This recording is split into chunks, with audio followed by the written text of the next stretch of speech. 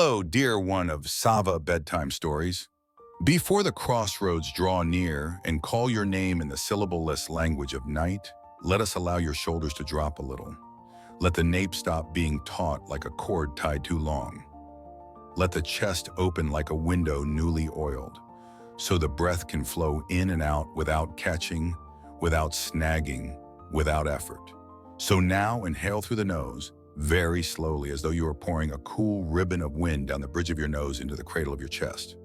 Hold the breath for a brief count, just long enough to hear the heart tap a porcelain spoon against the rim of a cup, tapping very softly, steadily, with a hint of tenderness. Then exhale through the mouth, letting the warmth pass your lips like a fine thread, carrying off the tail of a long day still caught at the edges of thought. Repeat 3 cycles, and in the third you may feel both shoulders drop another ½ millimeter, the eyelids gently close a notch, the tongue stop pressing unconsciously against the palate, and somewhere, perhaps in the center of the chest, a very small window unlatch so the night can lean in and set, upon the table of your heart, a carafe of quiet water.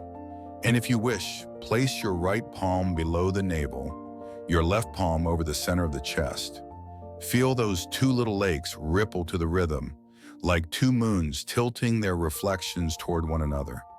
Inhale for a silent count of 4, hold for 2, exhale for 6, and so on, 4, 2, 6, like steps down a stairway into a garden beneath the basement of thought, where new grass is lush and smooth and fireflies are sprinkled like salt. There is nothing to do except be present. You do not need to strive to be at peace, because peace is what remains when striving ceases. Let the night do its work, gathering, loosening, and spreading your weariness out into sparkling dust, so that on the inhale you pick up gentleness, and on the exhale you return the tangled strands like a web of wires behind a wall. If your chest feels like a cramped room, open an imagined window on the left and invite in a draft scented with damp moss and ripe fruit. If your throat is dry, as though someone has sifted a little sand inside, invite a warm sip of water from memory, the water that once soothed you on some summer noon. Let the warmth travel through your throat and soak in. If your eyes still flicker with the letters of the day, dim the interior lamps so only a milk-white flame remains. Warm enough, near enough, present enough. Right here, a very gentle night is laying a hand on your shoulder. Just breathe.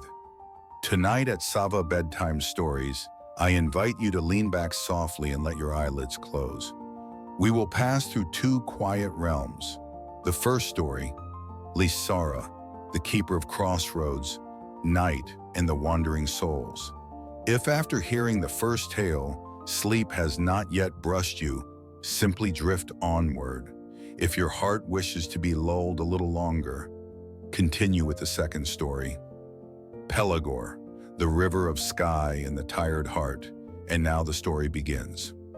Story 1, Lysara, the Keeper of Crossroads, Night and the Wandering Souls. Night opens like a field of black velvet. At its center stands a pale nocturne stone pillar, true to Baghdad, smooth by wind. Its age not counted in years, but in the number of times people have come here and gone, each visit a faint scratch upon its side. 4 sand-dark roads gather at its base like 4 hemming threads around the sky's cloak. And atop the pillar, a twin-engine bracket, Song Dang, flickers with a milk-white flame, a flame that does not scorch or rage, only warms enough that a hand held near it feels seen, acknowledged, forgiven. The breeze brings a touch of resin, a breath of wet moss, and a thin country sweetness like mist rubbed upon the wrists. And far off over a dim rise, camel bells tap the face of night like a pin striking a hollow bronze pan, raising rings of sound that wander without tiring and return like ripples on a lake. The sand here has the color of ash that once knew great fire, and then cooled, soft under heel, like the last warm cinders at day's end swirled by a child's toes. The sky above is no longer a dome but a quiet current, the bands of stars like nacre shells plain thin, each shard turning one cool side, one warm. Within that expanse, silence is reorganized. It ceases to be emptiness and becomes substance, something you can touch, rough like burlap then smoothing into silk. And when the twin lantern trembles, the darkness around the pillar finds order, gathering thicker, deeper, like ink brushed on paper and instantly drying. And from that dense mold, Lysara emerges not as a fully shown body, but as the emphasis of night. Wherever Lysara stands, dark grows bright, cold grows warm, silence hums like a string freshly tuned. The ancients called Lysara the Lady of Crossroads, the keeper who knows we do not most often lose our way with our feet, but lose ourselves with the heart. And to return, we first need a place to stand, to breathe, to look, and only then to walk. The mantle is woven of night thread, the hem stitched with moon rays plucked from cloud edge, the hands long and slender like two cooling trails of smoke, and the small stones around the wrists are memories of earlier halts, each stone a breath, each breath a decision. When Lysara lifts a hand, the air seems to fold itself, its pleats lying neatly together, so the day's noise can be folded and set into the drawer labeled yesterday. At the beginning of roads, when speech had not yet separated itself from breath, Lysara placed at every crossing two flames, one to show the way forward, one to keep the way back. For there are nights when we must go farther to understand what we seek, and nights when we must return to collect what we dropped. To come to Lysara, you need not give a name, nor tell a long tale, nor prove yourself worthy.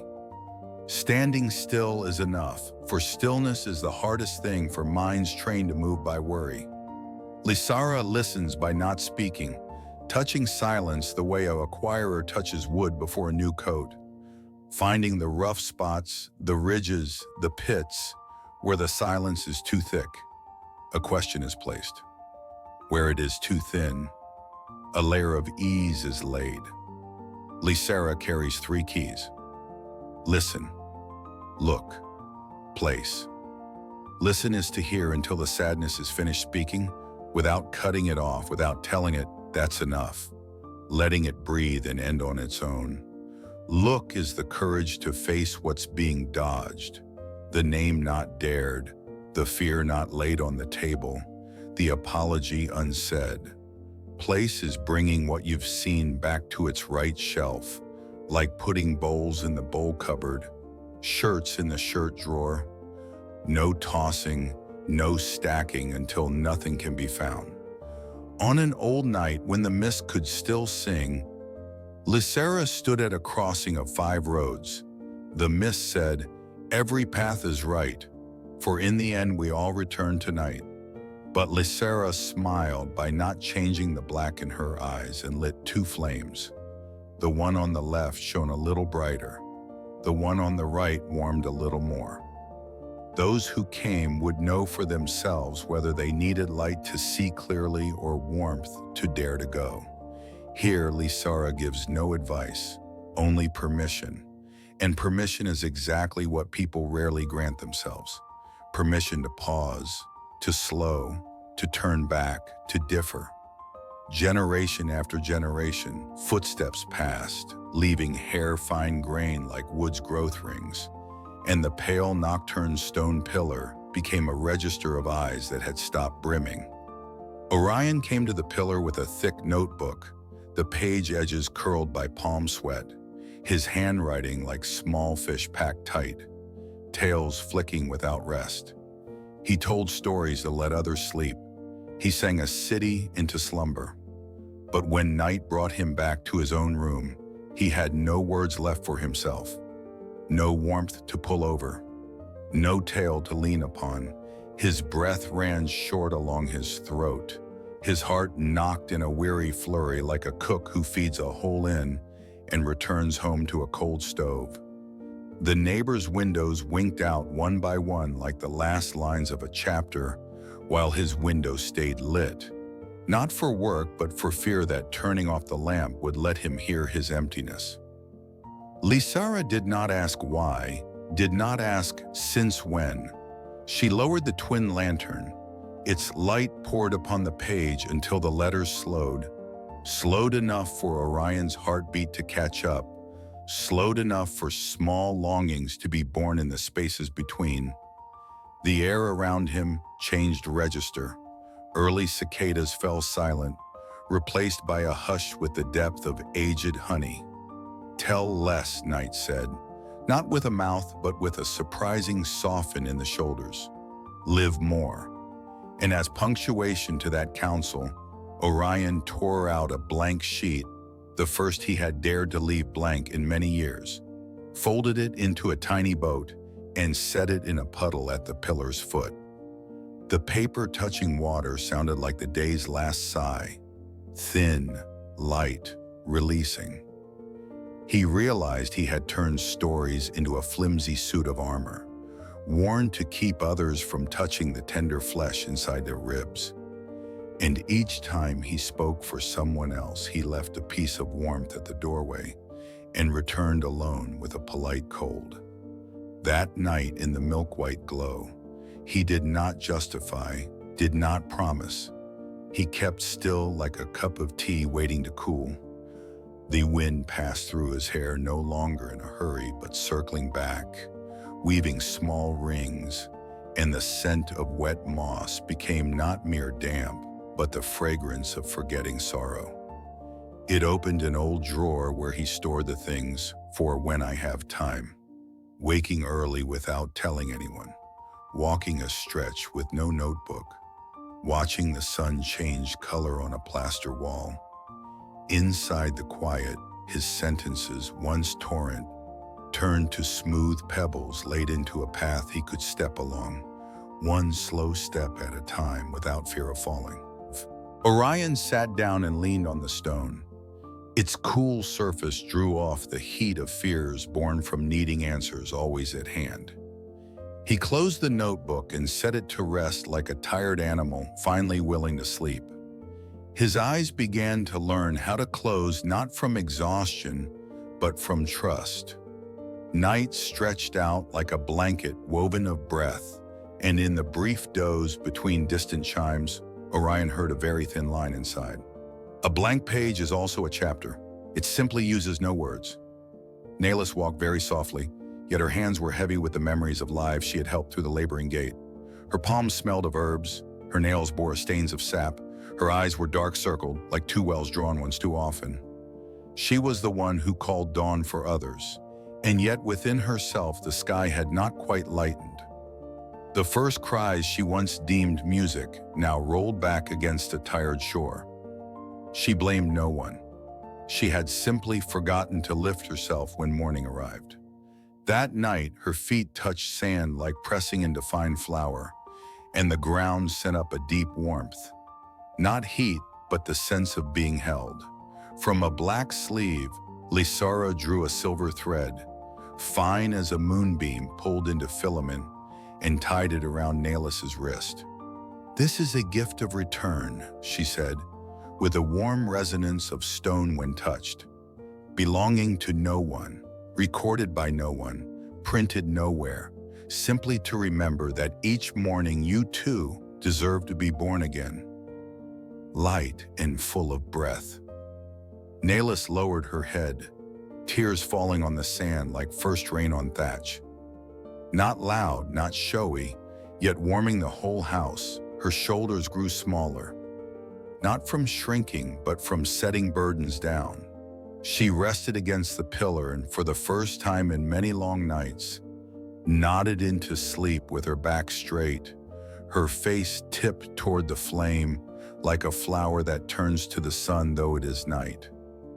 Upon waking, she touched the silver thread and felt beneath her skin another strand, stronger, the thread of a decision to live more lightly. Before leaving, she took from her cloth bag a sprig of dried vervain, laying it at the pillar's base like a wordless thank you.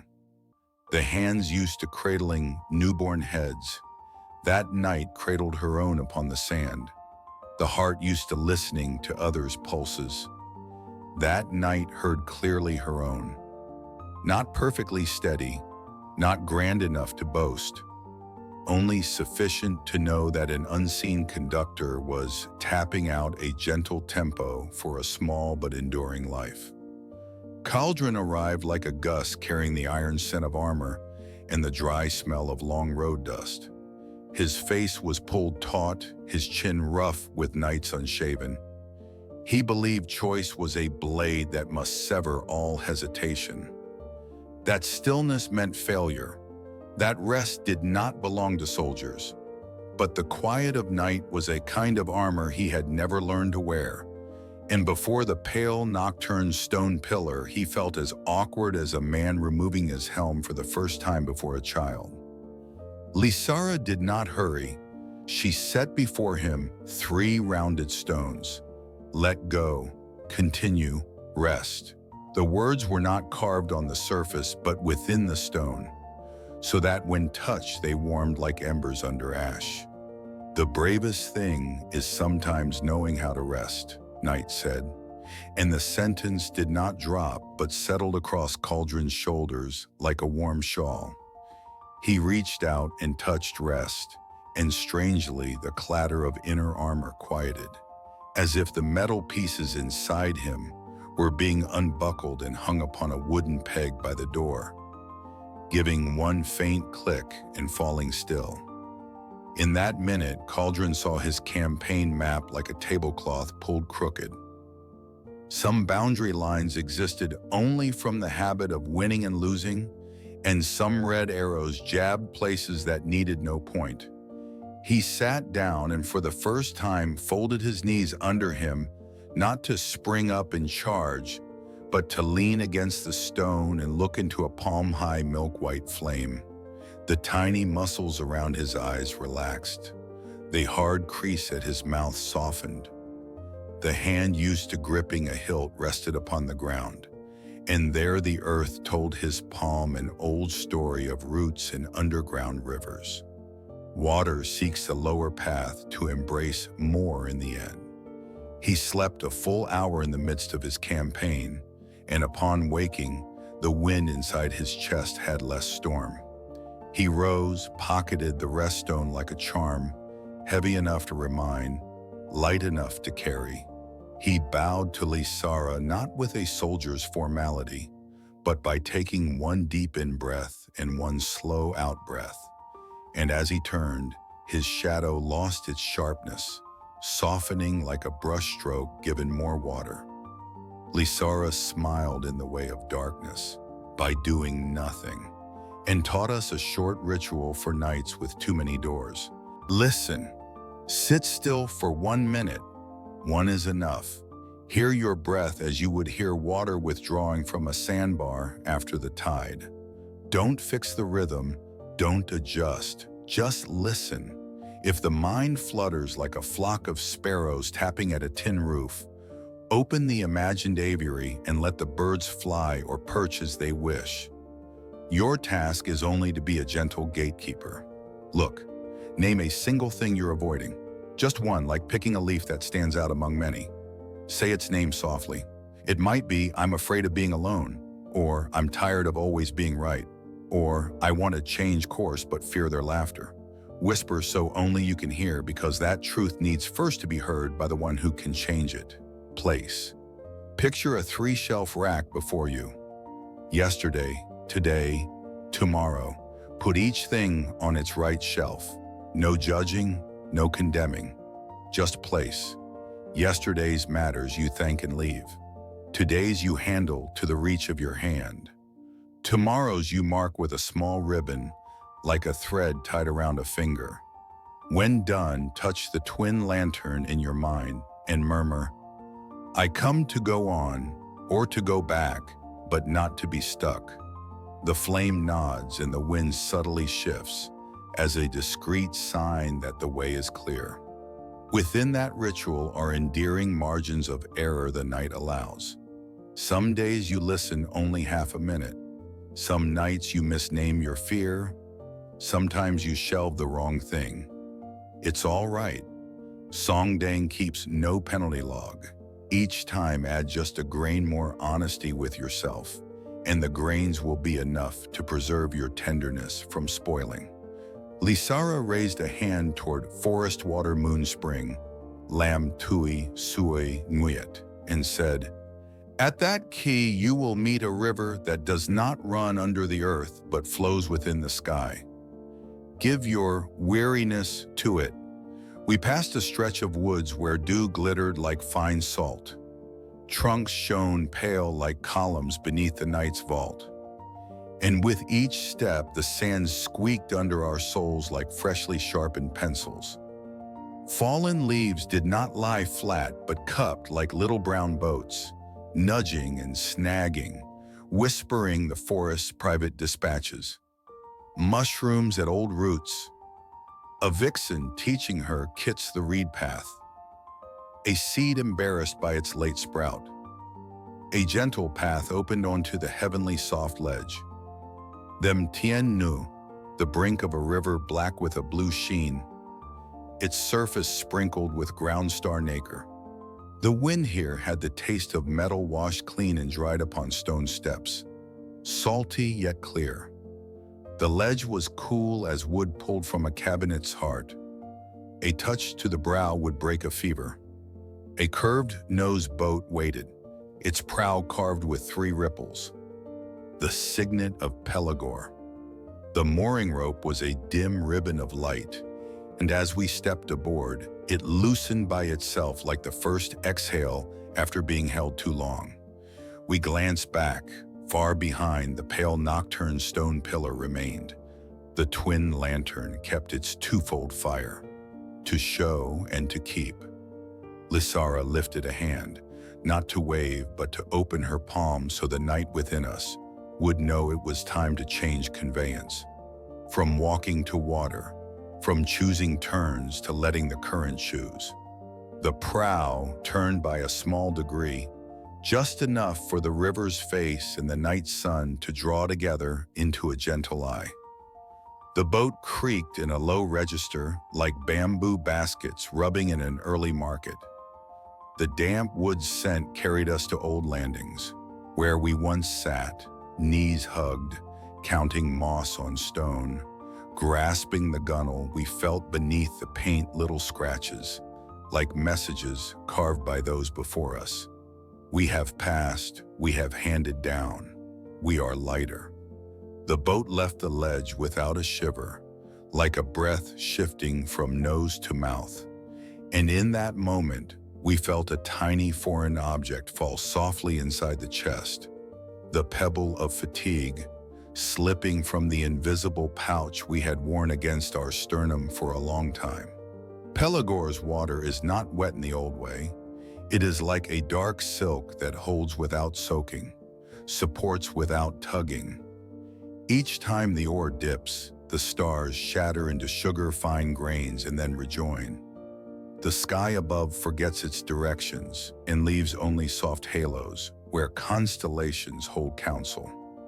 The night changes to a long sentence, few periods, many commas, and at the prow, the 3 ripple signet keeps sketching itself, announcing that this river borrows no earth to run. It flows among the tiers of sky, crossing thin and thick layers of ease and recall. Before the boat truly enters Pelagor's heart, we place a hand on the chest and touch the quiet water flask the night set there at the beginning. Its lid is cool, its body misted, and within it, the water is still. We open it and pour an imagined sip down the throat to thank the parts that brought us here. The feet that bore us, the shoulders that carried, the eyes that looked. Then we close the lid, set the flask upon the today shelf of the 3-tier rack, and smile a little to ourselves. The boat edges forward, and the river of the sky opens its arms to receive us. When the two flames of the twin lantern at the crossing bow slightly in a final greeting, Lysara's shadow fades into a hush soft as dark velvet. If your heart is still awake a little, we will take a few more very slow steps through the misted woods, where dew is sifted like salt, where warm moss and wet woods share their scents, until we arrive at the heavenly soft ledge. There, the sky river lies still, like a black silk band strewn with crushed stars. The curved-nosed boat carved with the three ripples, the sign of Pelagor, waits, and the pale mooring slackens on its own like a long-held breath let go. You may set down beside the gunwale a small pebble of the day's fatigue and hear the faintest tick, like a needle slipping free of fabric. Then sit quietly, let your back find its support. Let your eyelids grow heavier by half a shade. If Lysara's tale has soothed your heart but not quite enough for sleep, then now we embark with Pelagor, the river of sky and the tired heart. Story 2. Pelagor, the river of sky and the tired heart beneath the heavenly soft ledge. The river of the sky lies still like a black silk ribbon resting on the wide palm of the universe. It does not lap as earthly rivers do, but breathes. Each rise and fall sends the stars scattered upon its surface drifting near, then far, weaving a quiet game of hide and seek with light. On either side there are no tree banks, only the thinnest rainbows stretched from one cloud foot to another, like celestial clotheslines, where now and then an invisible pin gives a tiny twitch, and if you listen closely, you will hear a very small sound like a string newly tuned, waiting for its first touch. The mild salt, the cold stone, the clean metal scent of freshly honed night braid together into an air that reminds you you still have weight, but that weight is being cradled by a boundless hammock. Each strand of the hammock is a small current of wind, each knot a once heavy memory now softened, and when you lower your back onto the spine of night, things you thought you could never set down suddenly find a place to rest. Like a child napping on a mother's shoulder in the late afternoon market. We sit in the boat. The wood is warm as a palm, old varnish steeped with water and sun. The grain rising and falling to the river's rhythm, like a fish's belly lying calm on a dry basket. The boat gives a small stretch like a cat, just enough not to spill the teacup set beside it. No one holds an oar. No one calls the wind. Pelagor already knows where to take us, as every great river knows its route since it was a spring, and the first passage is through a reach of water clear as nothingness, where each thought that drops dissolves into rings of light, the way salt melts into hot broth and disappears, leaving flavor but no crystals. There are thin bands of mist, not earth mist, but star mist, gliding lazily along the gunwale. They brush the wrists, leaving a cool tingling as when you touch the fridge edge on a noon in June. Far off, cloud cliffs shaved to bevels float like quartz isles in the sky. Sometimes you think you hear a leaf fall, but there are no leaves, only a larger speck of light landing, spreading a wing, then going out, leaving an after scent like linens newly dried.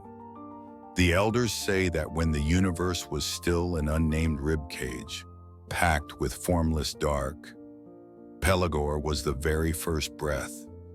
That breath lengthened into a river, bending through the heavens, flowing wherever it was needed, from the spark that lit the first fire along the spine of star chains to the doorway of human dreams. Pelagor uses no speech.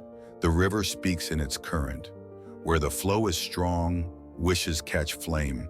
Where it slows, memories need warming. Where it swirls, a heart remains snagged. Thus anyone weary can let themselves drift. No names, no stories required. The river understands the language not spoken by the mouth. A heartbeat half off beat, breath that climbs in a rush at the end, little crow's feet sketched by words unsaid.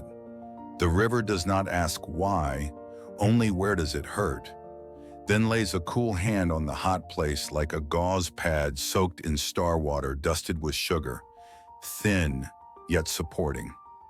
In the Chronicles, Lysara and Pelagor met at the dawn step, where the crossroads and the Sky River intersect. Since then, the lost can see a flame to navigate by, and the weary can be ferried across the deepest water of night.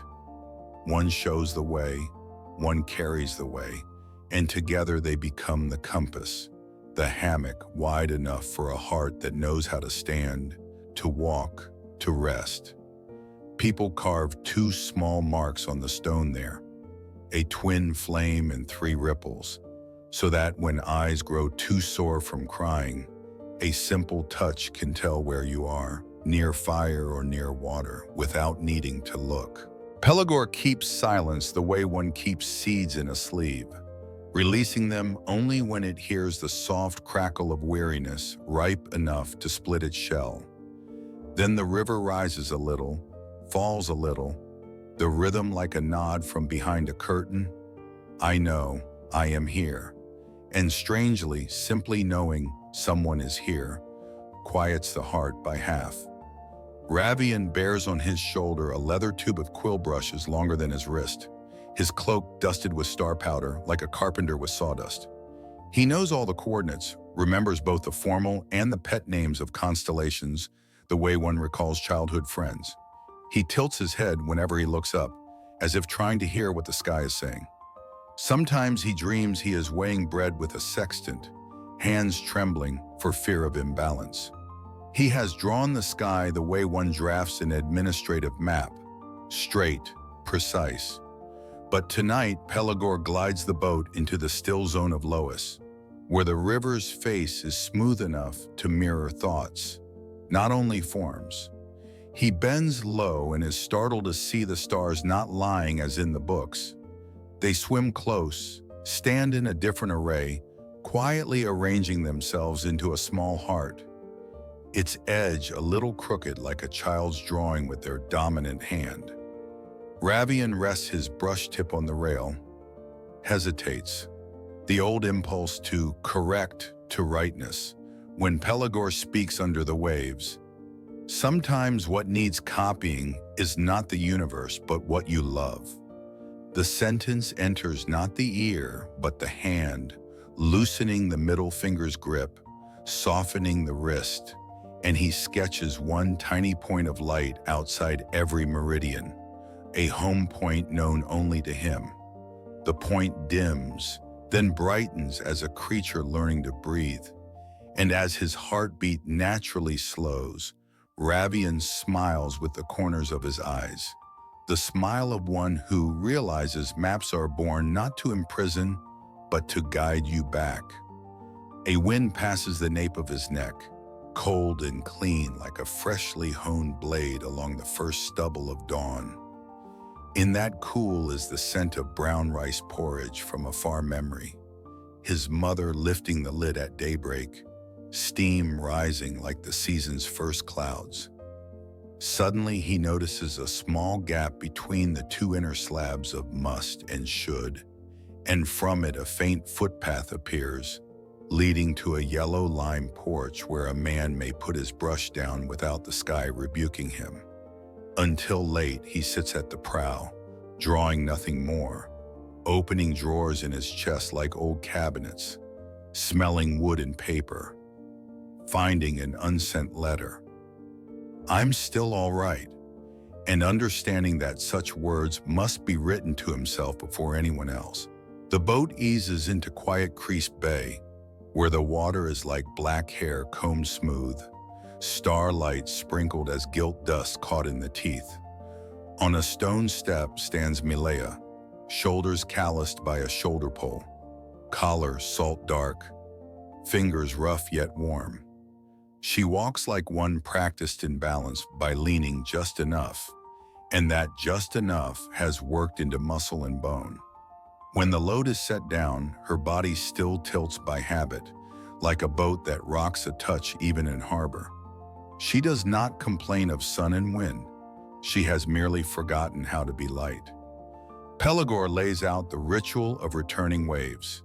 3 shells rest on the gunwale, one long like a spoon, one round like a coin, one with a notched lip like lace edging, each with its own small tone. They sound different, like 3 notes. The remember shell rings long, the lost shell hums low, the keep shell shines clear.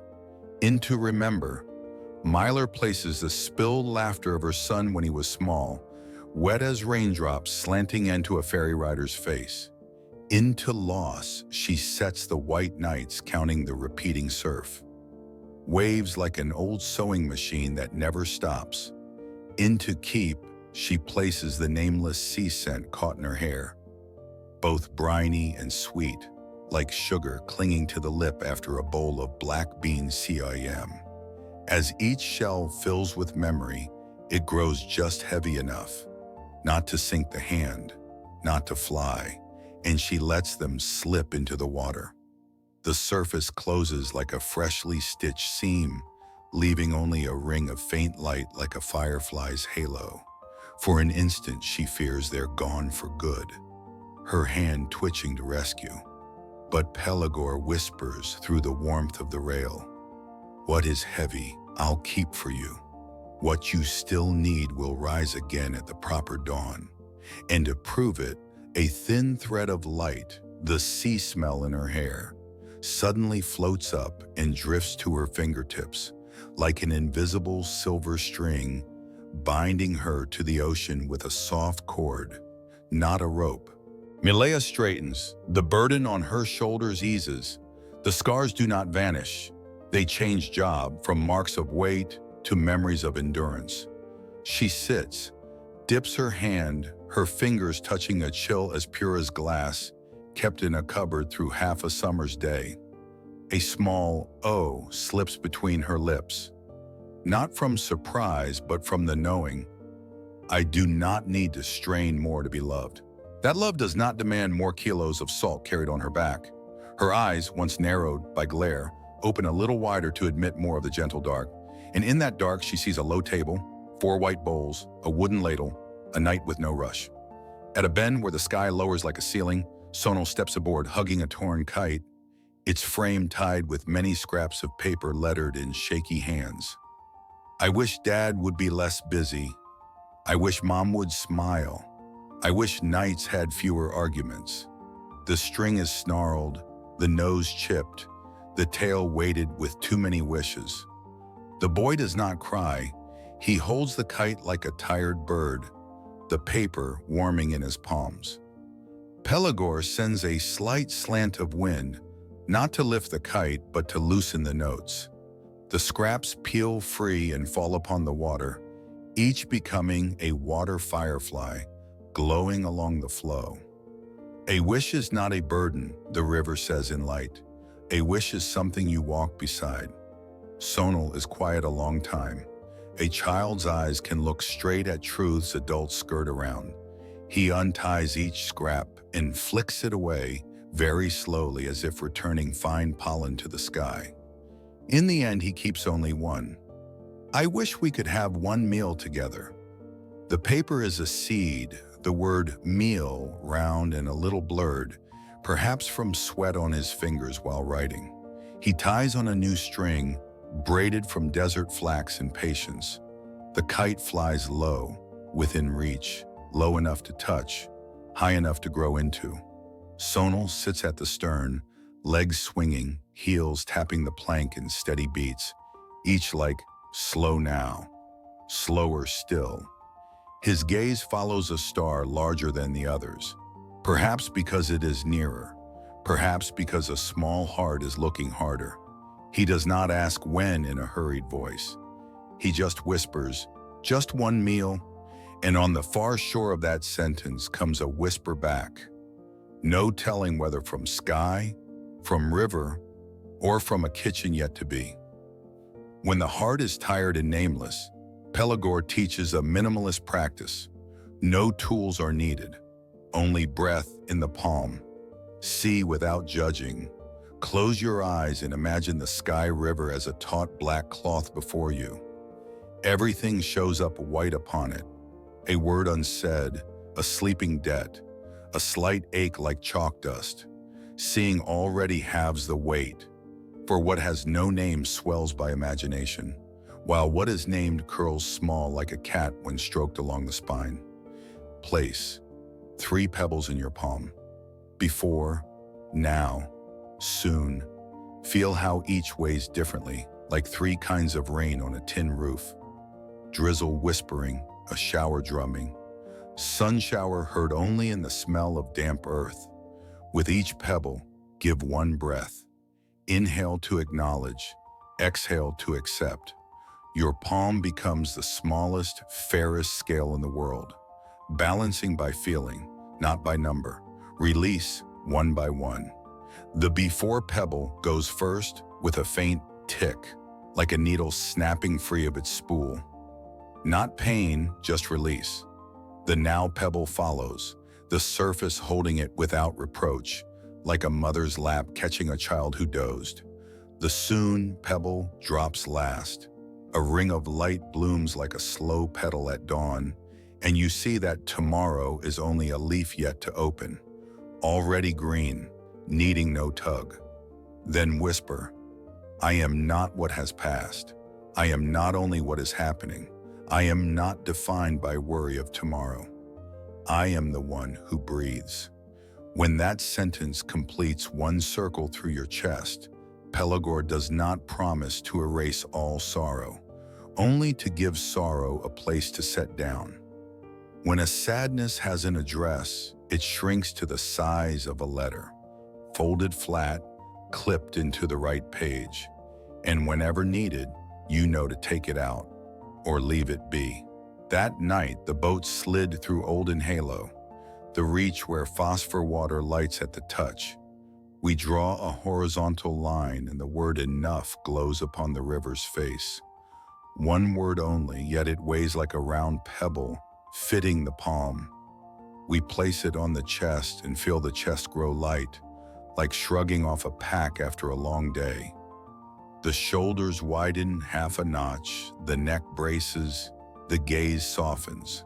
Pelagor carries us on through the sky's way station, seen only by those who've been weary. Loitering bay, where boats moor by slow apologies. Slow wind narrows, where every breath is longer than usual. Arrears of sleep rapids, where debts of rest are paid back with dreamless nights. In each place we need do nothing, only sit and let the body talk with the water, trading loosened nails and bolts in the nervous system for new cords and pads woven from patience. At times, Pelagor whirls, not to frighten, but to remind. Some things must be stirred to settle. We see an old face, a sentence that once stung. The river does not say, forget. It says, set it down here. We set it down and the water spreads over it like a quilt pulled up to the chin, leaving the nose free to breathe, never smothering. When the boat returns us to the heavenly soft ledge, the mooring ties itself again like a beautiful habit. Pelagor still flows, patient, unassuming. On the bank, a stone lamp stands forgotten, candle ends still warm, perhaps left by Lysara, a simple reminder.